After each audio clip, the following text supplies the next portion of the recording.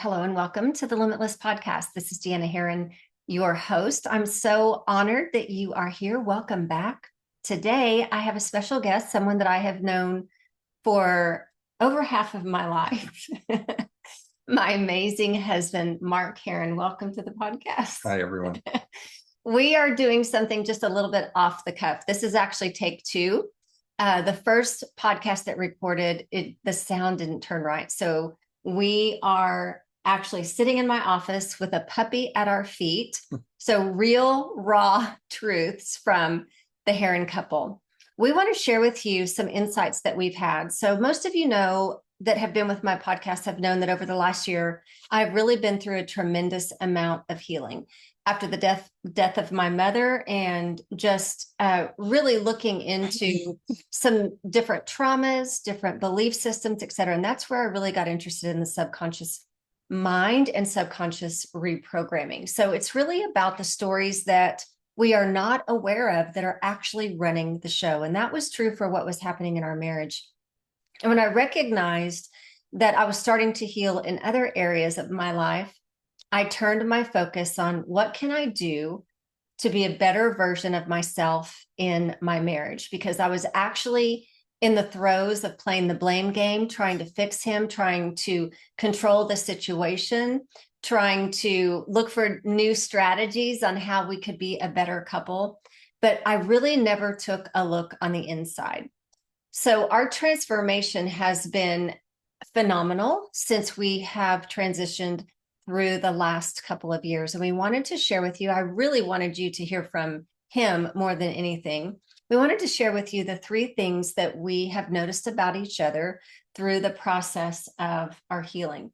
A lot of times you just hear my story and what I've done, but there's been major transformation in my husband as well.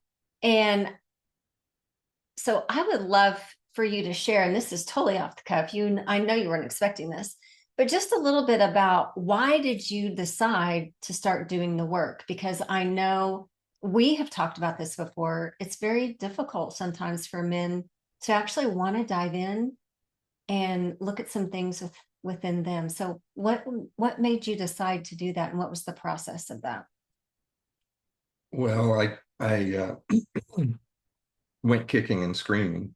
I wanted no part of it, but it really came down to watching what you were doing and seeing this transformation take place. That I think just that dripping a little bit at a time through that incredible journey that you took caused me to reflect on my own life. And I don't know, felt like that I needed to do my part. The problem was I didn't know how. Yeah. And that, I think, was the biggest stumbling block. It wasn't that I necessarily didn't want to, it's just I didn't know how to. Yes. And I didn't know that I really cared to learn how to. Mm-hmm. It was uncomfortable. So that's really what I think pushed me into my own personal journey. Yeah. So I wanted him to share that simply because, a lot of times, you guys, it is really difficult for husbands to step into it. And I don't think it's because they don't want to, it's because they don't know how to. Men have really been taught to suppress their emotions. A lot of us women have as well, but really suppress their emotions, suck it up, you're a tough person, et cetera. And so actually expressing those emotions and feeling those emotions is very foreign to them. All of that to say, the idea is for two of you to heal. But I do want you to know you can make a dramatic change in your marriage with your own personal healing. And that's what I was determined to do, because I'm sitting next to a man, and he will admit to this, doesn't even like to read books. So for him to do his own personal growth and development has been not just personal growth and development, it's way beyond that, like really taking a deep dive on the inside to figure out what his triggers were, what his resentments were, and healing from that space. So I'm going to start off, and I'm going to share what I have loved about what I have seen in you and what I appreciate about you in so many ways. And just to preface about what I'm about to say, we had some disconnect. We had a really good marriage, but we didn't have an awesome marriage. And there was a disconnect, and I didn't really know how to communicate what I was feeling, but it was an emotional disconnection. And what I have loved through this journey is watching my husband through that ability for him to emotionally connect with me by sharing some of his innermost secrets and, asking questions about some of his struggles, etc. It has really made him a very, very safe space for me. And when I feel safe, those walls go down. And the same for him. And what that has done is it has created a whole new level of intimacy when you both feel safe and held and seen and important. So I think for me, that was one of my biggest that I have found within us. And I want to thank you for that. Thank you for letting me in and letting me see not just the really amazing things about you, but some of the hard shadow parts that are difficult to address. Oh, thank you, honey. Well, my first one, your question earlier hit on my first one. Okay. Watching you go through this journey has been pretty remarkable. There were times where I watched how absolutely raw and brutal it was. And you had just a transformational experience that I don't even really know how to describe. And watching you go through that and watching you do the work and witnessing Yeah, it was hard. was tough because it's somebody you love and you don't want to see them hurting. And there was a lot of hurt you had to deal with. Mm-hmm. And a lot of baggage that you had to stow away. And so it was a journey, but thank you for paving the way, because your courage and your tenacity to do that was the reason we're sitting here right now. Had you not done it, I wouldn't have done it, wouldn't have known to do it, and we'd still be living and having a good marriage, but not a great one. Welcome. Yeah, there were many times when I would say, babe, I need to go in my closet.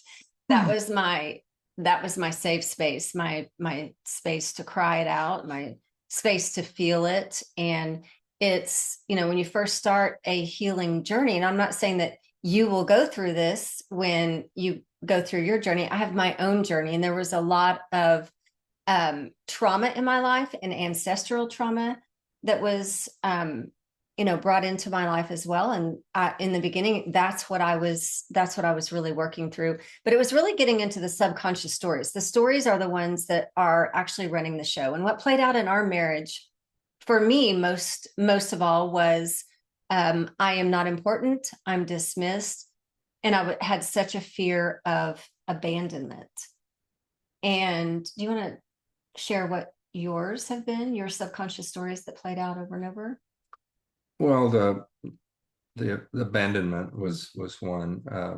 I've shared this before. I went to 11 different schools growing up, and I went through friends literally every year. And what you took from that was, I know I'm only going to have these people for a short time. And the ones I got close to, I lost. Mm-hmm. And so it sort of it formed a pattern that, I really didn't know how deep it had sunk, that I carried into to this relationship. And so what you do is, you, in order to keep somebody, you work hard. Yep. And you try to please, and you meet needs that really you don't need to. Right. And that's how I did it. I tried to earn it. Yeah. So that was the big one. Yeah. And when, when you probably experience this in your marriage as well, is when you're trying to communicate what you need and they go into do mode. I'll do the laundry. I'll do more of this. I'll do more of this. And really what we're wanting is that emotional connection. And that was the disconnect for us for so long, until we started to work with the triggers. And what we're talking about, the subconscious stories, those are stories that have been playing out in your subconscious mind. And they actually look for the story in the other person. And that's why this relationship is so invaluable, is because he's here to teach me what those stories are. Not that he's to point them out. That is me. That's my part. And his part is to figure out what his are. But during our relationship, during conversations, there will be times when it's like, oh, this is my story. There will be triggers where I'm experiencing something and you get really upset because it's bringing up an old wound, an old story. And so it's almost like we're checking off a list. There it goes again. There, he's dismissing me again. See, he's dismissing me. See, I feel abandoned. He's making me feel abandoned. And we start that blame game. We blame the other person. And like I said, we start to try and fix the circumstance. We want strategies. We want to fix things. And really the answer is the stories that you are playing in your subconscious mind. So that was the work that I had to do. And it really started to play out just so beautifully in our marriage. It helped heal so many different areas, not just our marriage, but other relationships. Our relationship with God has transpired so much. So it impacts every other relationship in your life. So I'm so grateful. The second thing, I love how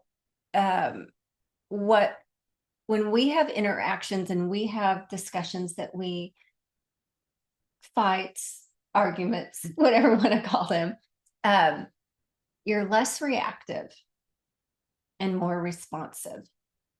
And I love that about you, because I know that sometimes when I come to you with things that are upsetting me, it's taken very personally and defensive, and you've learned not. That doesn't have anything to do with you necessarily, but and you're ready to listen and respond instead of just react in defensiveness. And I think that was, both of us doing that together, going back and forth with that defensiveness. We never really got any arguments or anything really settled, because it would just we would end up in different rooms, or, not speak for a couple of days, or whatever that happened to be. So just the fact that you are more responsive than reactive. I love it. Thank you. You're welcome. Number two for me, this one was kind of a tough one to talk about, but your work, my work, where we are now, has led to a different level of intimacy. And spicy. Well, I told you.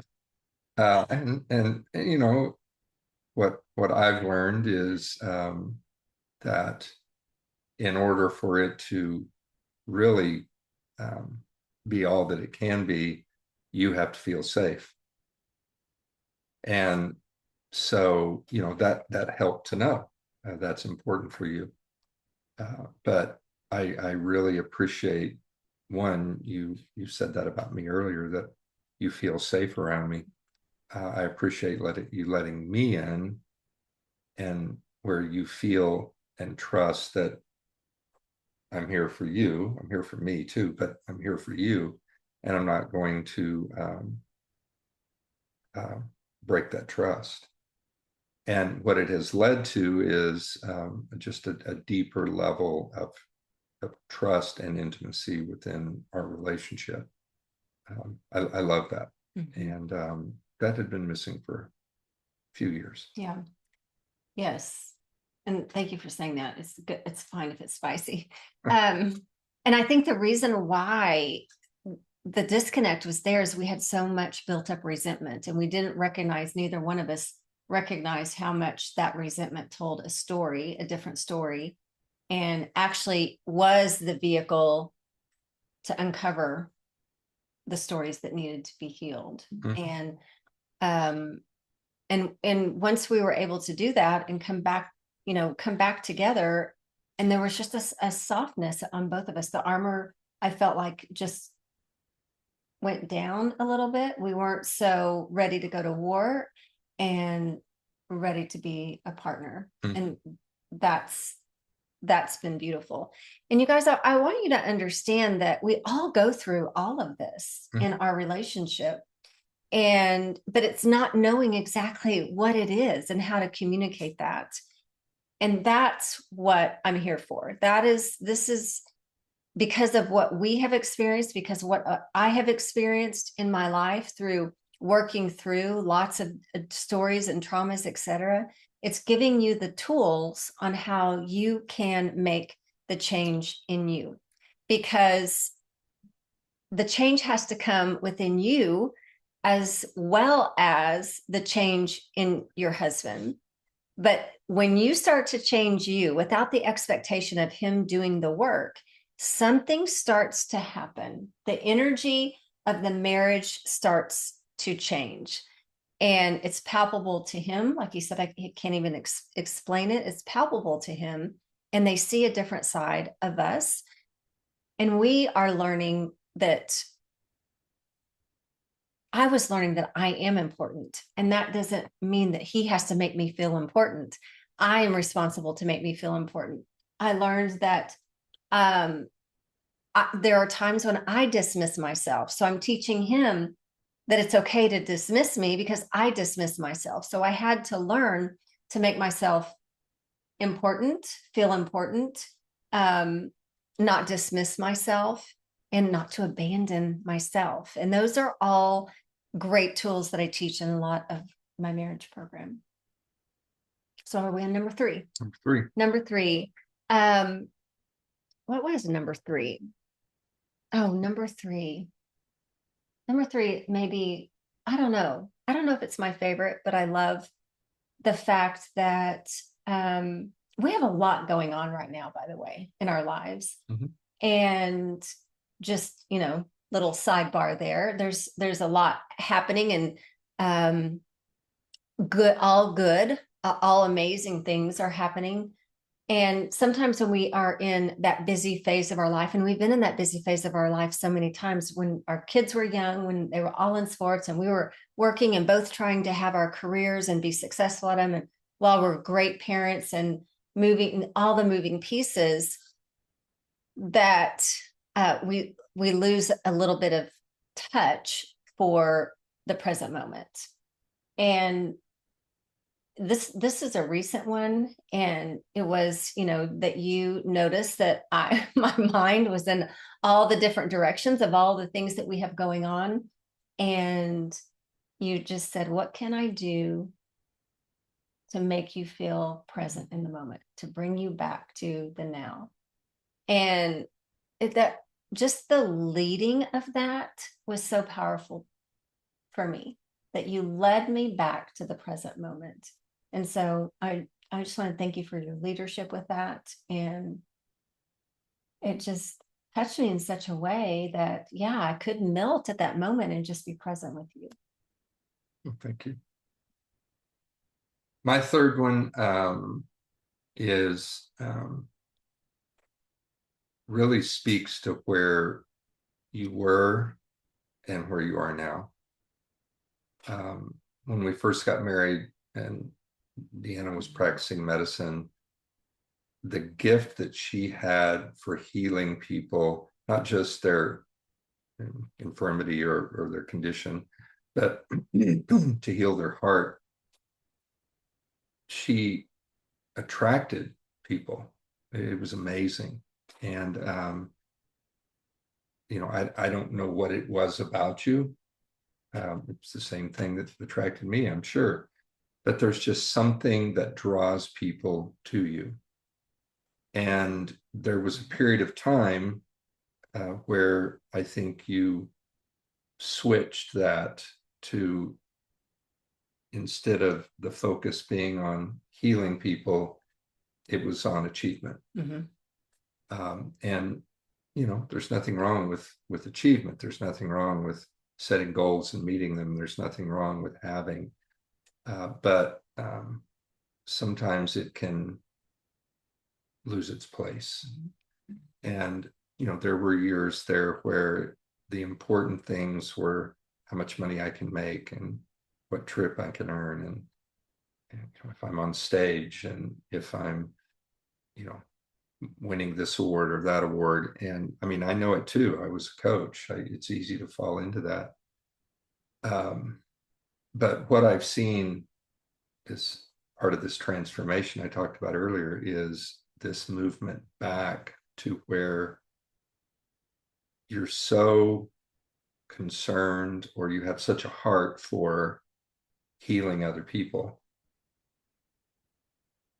where they're coming back. We drove to Oklahoma City on Sunday because she had promised a group of ladies that she would come and speak to them, and our schedules really didn't have margin to do it, but you did it. 5-hour trip. Yeah. There back. Yeah. Lunch on Monday, you met with someone about their marriage who's a dear friend, and you helped walk them through some things. There's this desire within you to give. And, you also can lose yourself in that. I've done it.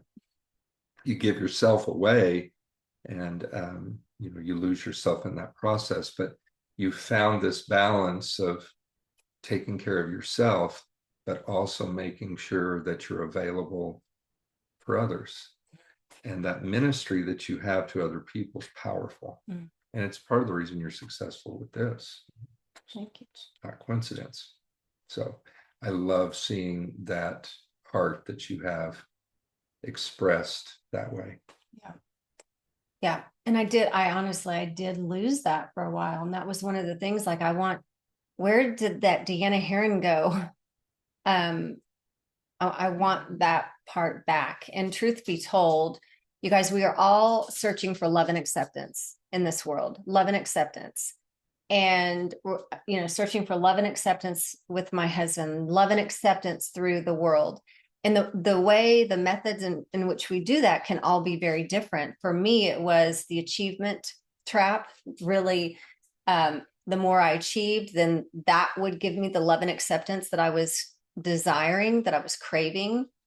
If I just did something different in my marriage, then I would get the love and acceptance that I was craving. But truth be told, coming full circle back to who I am and who I'm created to be, who you are and who you are created to be, it's learning to love and accept ourselves.